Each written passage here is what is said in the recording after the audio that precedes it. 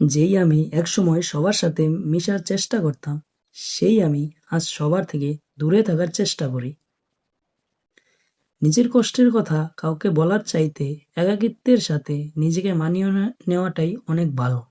যে বোঝে না তাকে বোঝানোর দরকার নেই। উচিত কথা বললেই মুখটা কালো, আর তেল মারলেই মুখটা ভালো। এটাই বর্তমান মানুষের অবস্থা। ভুলেও থাকতে পারি না, কাছেও যাইতে পারি না, পাওয়ারও কোনো সম্ভাবনা নেই। আহারে কি আমার অদ্ভুত ভালোবাসা!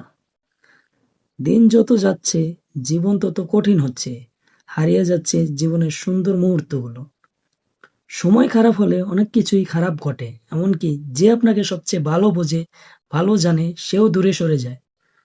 কোনো ব্যাপার না, মাঝে মধ্যে নিজেকে বুঝিয়ে নিতে হয়, সবকিছু সবার কপালে ঘটে না।